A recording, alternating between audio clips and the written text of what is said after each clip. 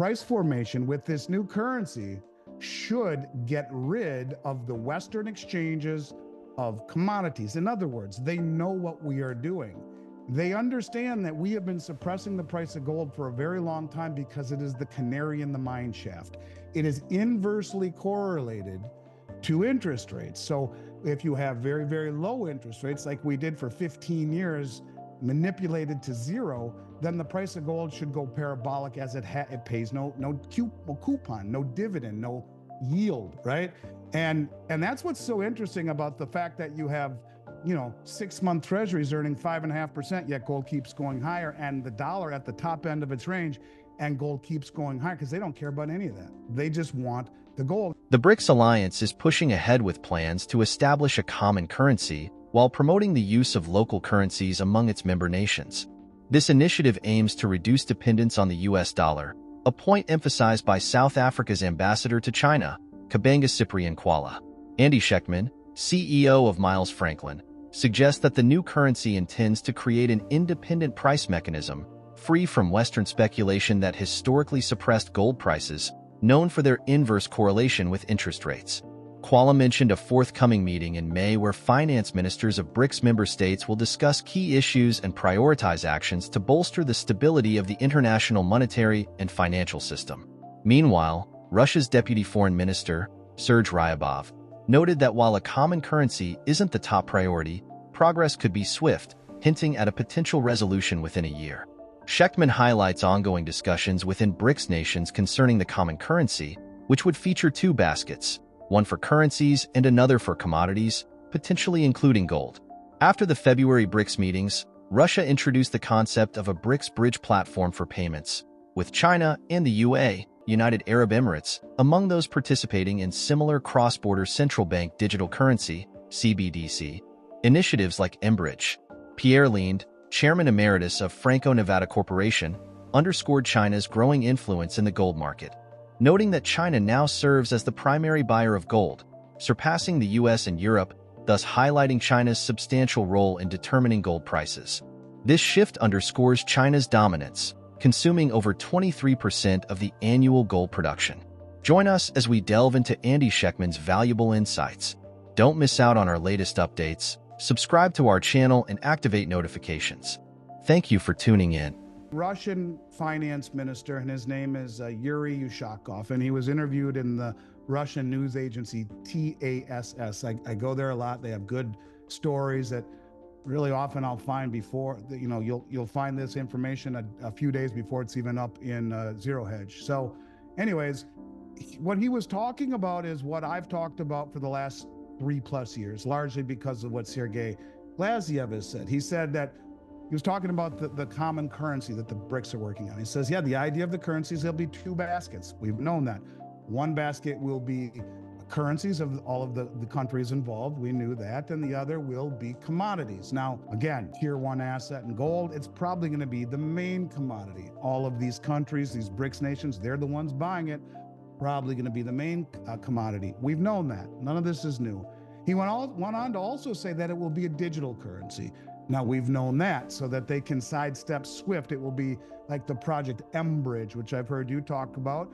We just recently saw the first ever cross-border gold transaction using digital yuan on the mBridge, sidestepping SWIFT. All of this is nothing new. We've known all of that. Here's where it gets interesting. He says, the second part is price.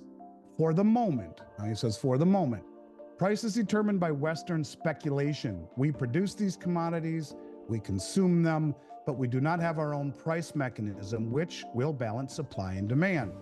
It's impossible to make any strategic planning for economic development if you do not control prices of basic commodities. Here it is right here. Price formation with this new currency should get rid of the Western exchanges of commodities. In other words, they know what we are doing.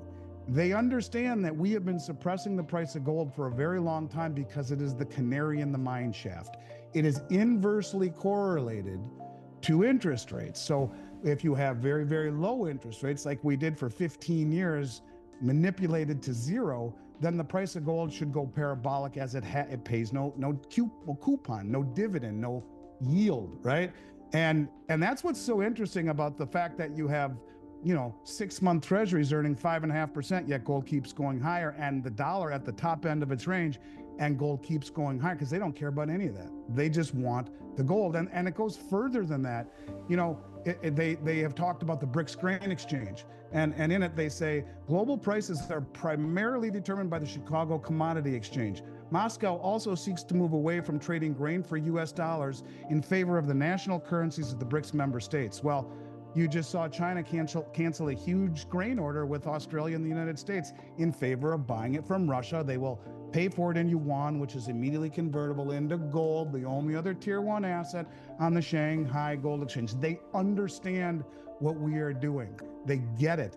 And a lot of what we have been seeing lately are these massive deliveries in Hong Kong, in China, at BRICS. And it's interesting. And almost all of the BRICS deliveries, huge amounts of them, are exchanged for physical delivery. And what's happening is they are using the Western price against us, and they are standing for delivery. They take possession of it at BRICS in China and then move it right over to the Shanghai Metals Exchange. And what we are witnessing, in my opinion, is the fact that they realize if you can't beat them, join them. And that's what they're doing. They're beating us at our own game by using the suppression of all of the world's commodities against us. They're the ones accumulating them. They're the ones who are not bitching. And why would they not bitch? Because they're buying them all. And when no one is stupid enough to trust the Western prices anymore, that's when you get that. Recently, China has significantly increased its gold acquisitions, amassing a $170 billion stockpile amidst rising concerns over potential conflicts with Taiwan. The World Gold Council reports that in the first quarter of 2024 alone, the People's Bank of China obtained 27 tons of gold, pushing its reserves to a record high of 2,262 tons. Andy also highlights a noticeable trend in Eastern European central banks, where there's a noticeable shift towards repatriating gold reserves and ramping up purchases. He suggests a correlation between these actions and the reclassification of gold by the Bank of International Settlements, BIS, in April 2024, signaling a directive to reinforce and safeguard gold holdings. During this period, China experienced a significant surge in gold trading volume, spiking by 400%, coinciding with substantial accumulation efforts by the People's Bank of China, retail investors, and institutional funds. Furthermore, Andy criticizes Western nations, particularly the US, for the weaponization of the dollar, which he argues creates tensions and encourages other countries to diversify away from the dollar. Elon Musk has echoed similar concerns, warning against the potential consequences of overusing such tactics. Let's get back to the interview. What is behind this surge in accumulation of gold? Really, you could lay it at the feet of the West and their weaponization of the dollar.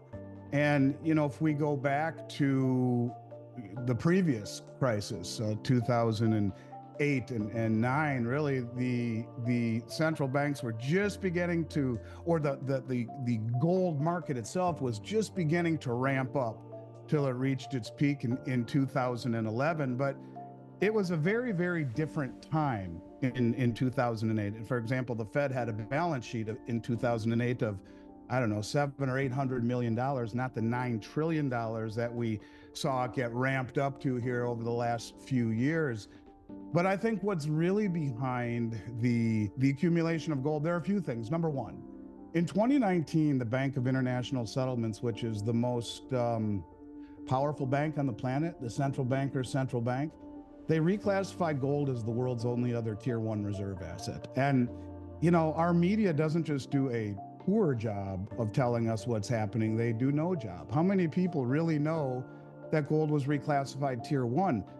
Since the end of World War II in Bretton Woods, there's been dollars and treasuries as tier 1 assets. And then there's gold. After 75 years nearly of it just being dollars and treasuries, why would the central bank, the most powerful bank on the planet, reclassify gold as tier 1? And interestingly enough, if you go back 2 years before that, to 2017, when nobody wanted any gold, when people just wanted Bitcoin and S&P 500 and buying Airbnbs to, real estate all over the country to turn into investment houses. No one was buying any gold. And in fact, in 2017, most of the sales that the industry was receiving were people selling, not buying. It was a very unusual time. But that's when the German Bundesbank made a very big deal about repatriating their gold from the New York Fed and the Bank of England. And within a few months of that happening, the Bank of Turkey, Hungary, Poland, the Czech National Bank, the Dutch National Bank, the Bank of Austria, all of these Eastern European banks said, yeah, we want our gold back too, by the way. And they said the same thing to the Bank of England.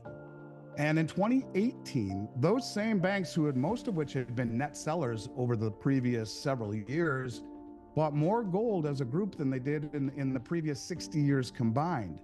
In 2019, those numbers were almost up 100% by those same players. And then, lo and behold, it must have just been a coincidence. The BIS said, oh, by the way, gold is now a tier 1 asset. Makes you wonder, were they told, get your house in order, repatriate your gold and start buying it, here we go. And this has been a trend ever since that is accelerating. And yeah, as you were saying, 2022 was a huge year, and 2023 was as well. In fact, over the last 2.5 years, the central banks have bought more gold than at any time in history.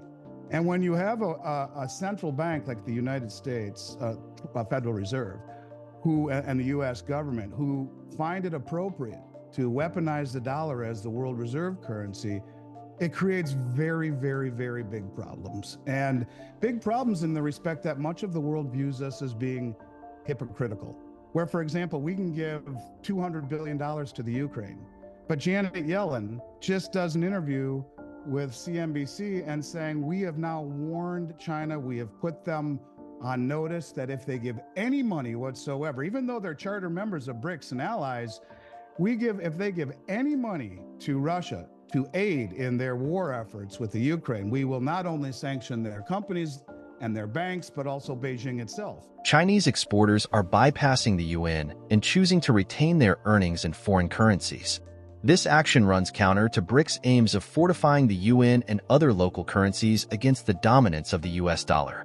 How does this decision by Chinese exporters to circumvent the yuan and hold onto foreign currencies affect BRICS' endeavors to bolster local currencies against the US dollar?